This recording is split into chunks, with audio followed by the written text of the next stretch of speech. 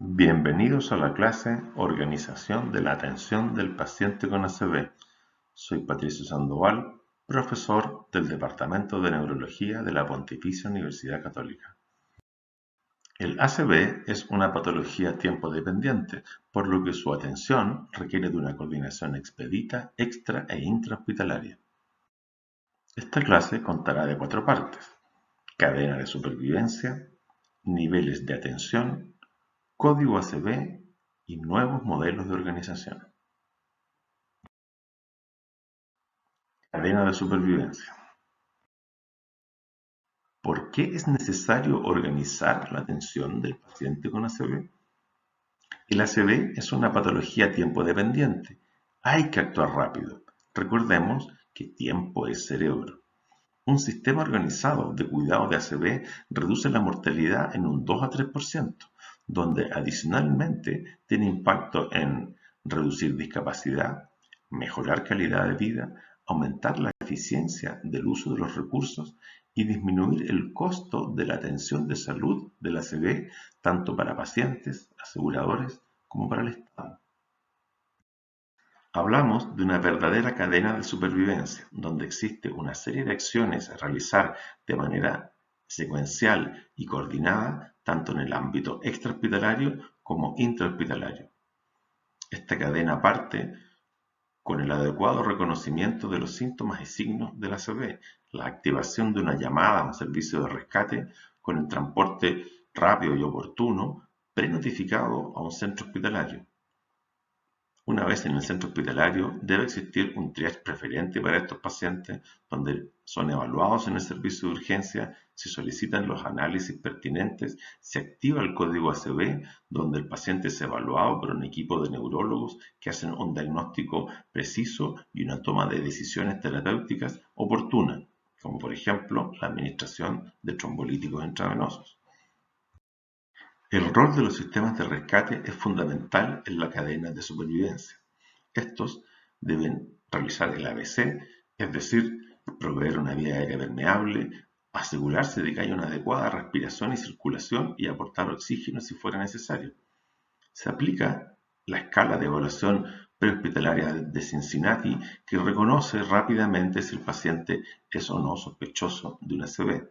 Se fija la hora en que el paciente fue visto por última vez normal, lo cual es muy importante para establecer la ventana terapéutica y la factibilidad de aplicar terapias de reperfusión.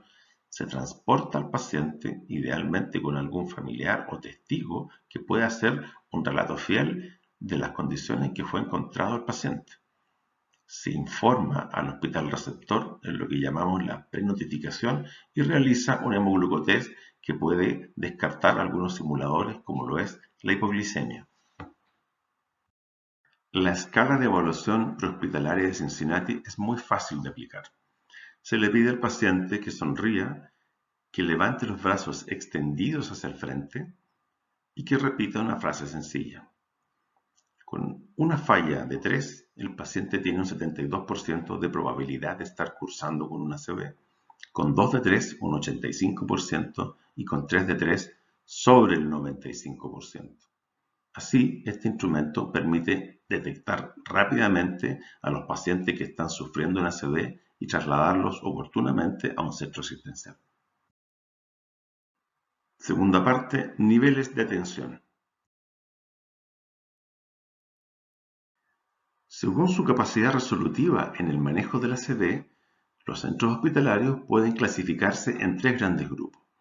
En la base de la pirámide asistencial tenemos el hospital comunitario, que hoy día nos gusta llamarlo hospital preparado para recibir ACVs. Esto significa que aunque no cuenten con neurólogos, sí tienen la factibilidad, por ejemplo con estrategia de telemedicina, de hacer terapias trombolíticas. Adicionalmente, deben tener protocolos y flujos de derivación para trasladar a los pacientes a centros de mayor complejidad. Luego tenemos el centro primario, que cuentan con neurólogo, factibilidad para hacer terapias trombolíticas, pero no con UCIs especializadas o factibilidad para hacer trombectomías mecánicas. Estas son privilegios de los centros comprensivos de ACV que tienen capacidad resolutiva total y absoluta del ACV de todo tipo en cualquier momento de su evolución.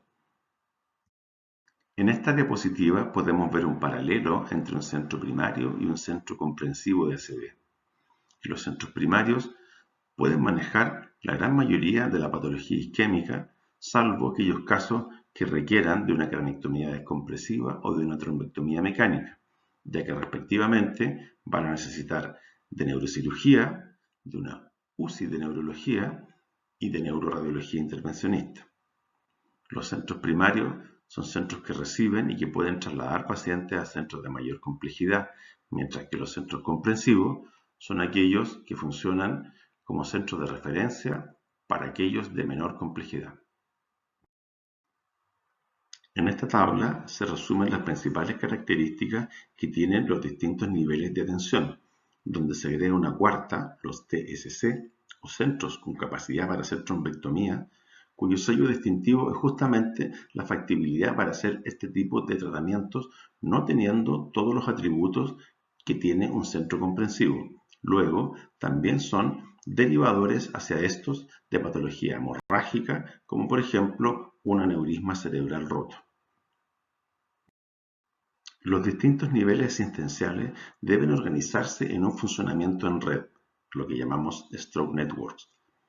Un modelo es el modelo piramidal basado en la complejidad, donde los pacientes, si bien pueden ingresar directamente a cualquiera de los niveles, estos van siendo trasladados, según corresponda, a centros de mayor complejidad.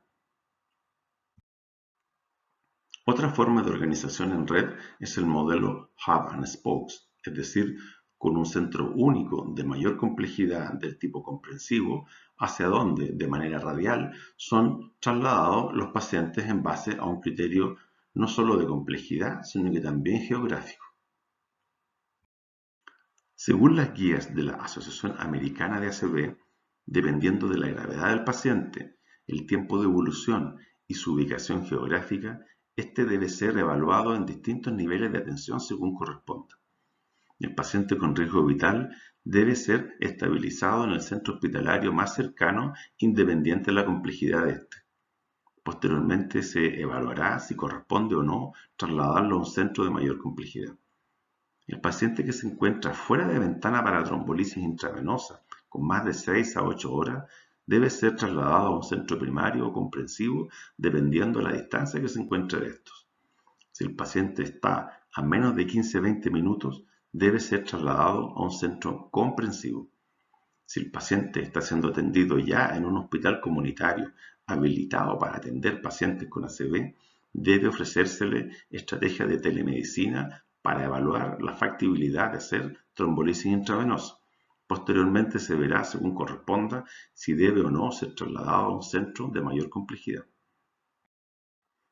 En el paciente que desde un inicio se sospecha la oclusión de un gran vaso intracerebral, es fundamental establecer el tiempo de evolución y la distancia que se encuentra a un centro comprensivo. Si el paciente tiene menos de 6 horas y se encuentra a menos de 15 minutos, debe ser trasladado directamente a un centro comprensivo para ofrecer tanto trombólisis como trombectomía mecánica. A nivel hospitalario es indispensable contar con una guía clínica para el paciente con ACV. Esto significa disponer de un sistema asistencial organizado que permita una atención preferente para estos casos. Debe contar con protocolos, una coordinación, una priorización y una evaluación a través de indicadores de calidad que nos permitan, por ejemplo, medir nuestros tiempos internos de respuesta. La vía clínica intrahospitalaria tiene distintos niveles de intervención y debe acompañar al paciente durante todo el continuo del proceso asistencial. Parte en el servicio de urgencia con la evaluación y estabilización inicial y sigue en la transición entre la hospitalización y la urgencia con la toma de decisiones de realizar o no terapias de reperfusión cerebral. Parte 3. Código ACV. El código ACV es un protocolo de actuación extra e intrahospitalario que permite la atención expedita y preferente del paciente con ACV.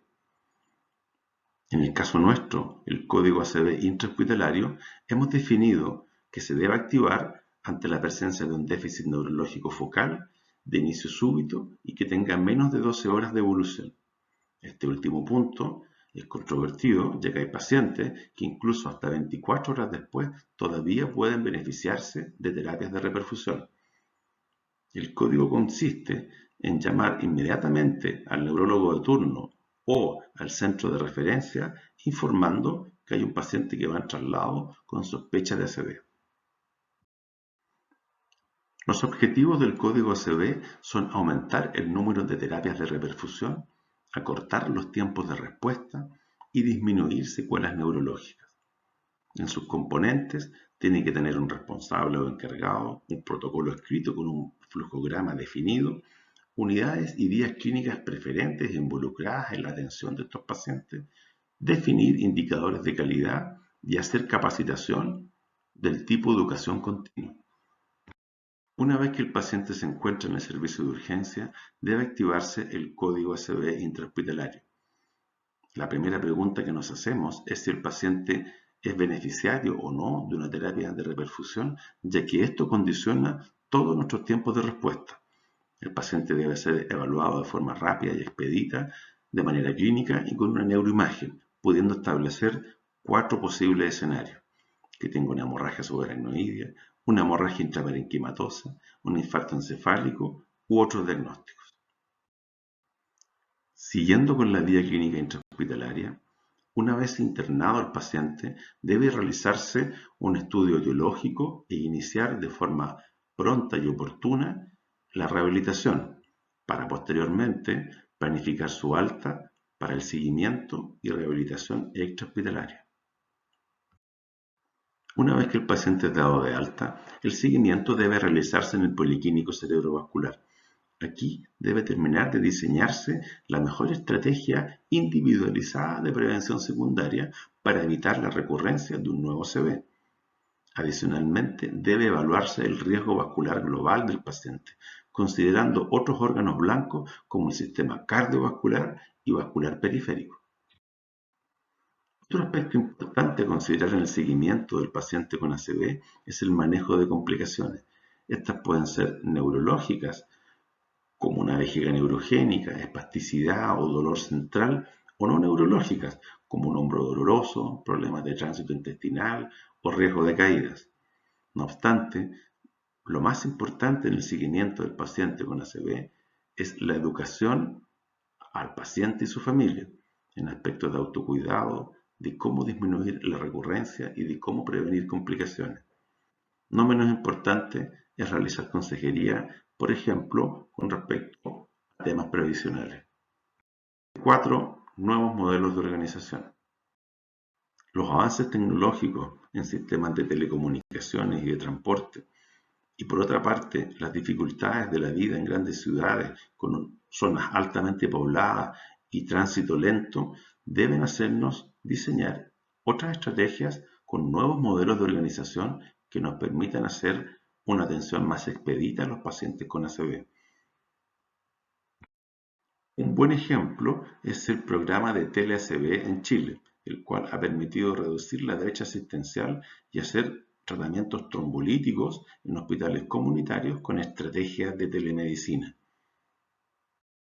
Un modelo integrado de organización en la atención en red del paciente con ACV debe considerar todo lo expuesto en esta presentación, desde centros comprensivos, centros primarios, hospitales comunitarios habilitados para atender pacientes con ACV, sistemas integrados de telemedicina y de rescate prehospitalario, incluso considerando helicópteros para aquellos pacientes en ventana terapéutica y con oclusión de grandes vasos.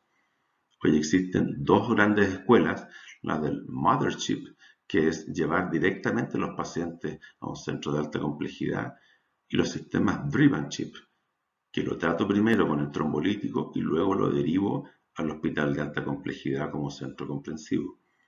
Lo importante es definir macrozonas geográficamente definidas y con protocolos de actuación y flujogramas establecidos, validados y en acorde con los distintos niveles de atención.